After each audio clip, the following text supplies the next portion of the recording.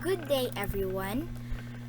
So, in today's fast changing world, teaching values to young learners has become just as important as teaching academic lesson. With the influence of technology, social media, and diverse cultural backgrounds, children are exposed to many different behaviors and attitudes at an early age. So that is why teachers play a vital role in guiding pupils to develop a good character and positive value that will serve as their foundation in life. So, we believe na teacher kay mao ang second parent sa atong mga kids or sa inyong mga kids.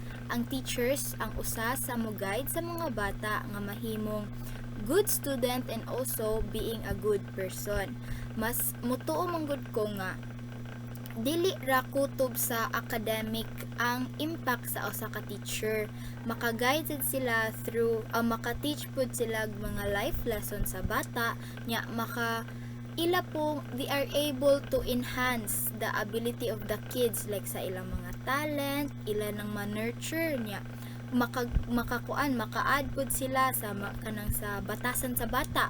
Pwede sad sila naa sila mga learnings nga matudlo nga pwede ma-change ang usa ka batasan sa bata nga bati niya, pwede nila ma-change into good because naka-experience man gud ko ani pag sa akong elementary and ipagka high school nga nakoy mga teachers nga kaning dili ra sa academic sila mooy na ay impact sa ako also in my ability sa akong talent, especially my grade 4 teacher Mrs.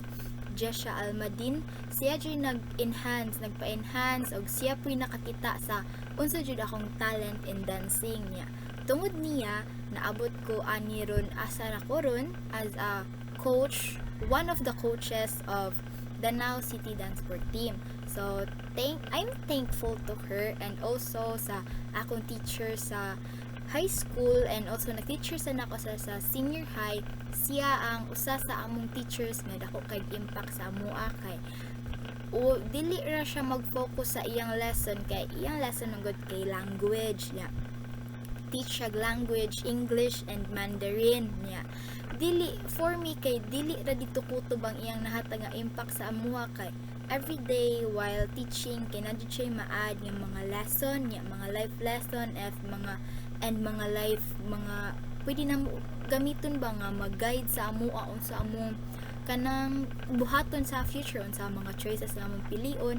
Usa siya sa mga like dili jud usa like mura jud siya ang main nga nakakuan like asa na mi karon sa akong mga classmate pag junior high senior high kay dako man gud kay siya impact kas she's a good teacher man gud but ansad siya niya maminaw pud siya sa mga bata pud. So yeah, mo nang ganahan jud mi niya. And then ang teachers man good kay maka-guide siya sa kato academic support sa bata, maka-help students to understand the lessons, encourage curiosity and develop critical thinking. Well, mo na main nga kuan sa mga teachers, pero lagi pwede sila maka-teach sa mga bata into kaning kuan sa ilang moral like sa ilang batasan like that.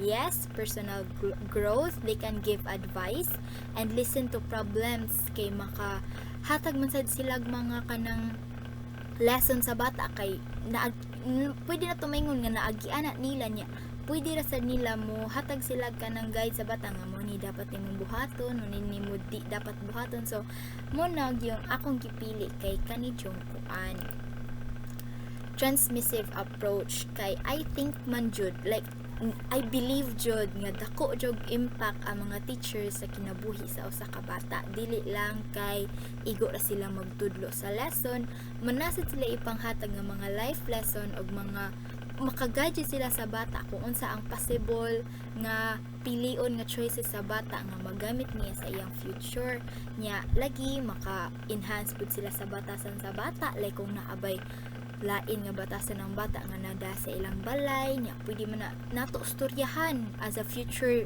educator claiming nga future teachers, I want also to be a good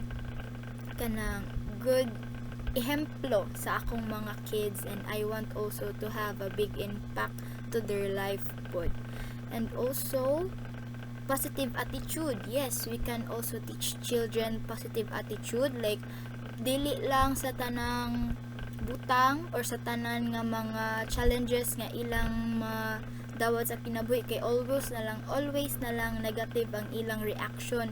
Pwede man na natong himuon as a positive, pwede na to ang kana nga problema or kana nga challenges nga na abot sa imong life, kay pwede na to hunahunahon ba nga kanang positive para mas makuan bitaw ta, like mas naatay strength nga ato nang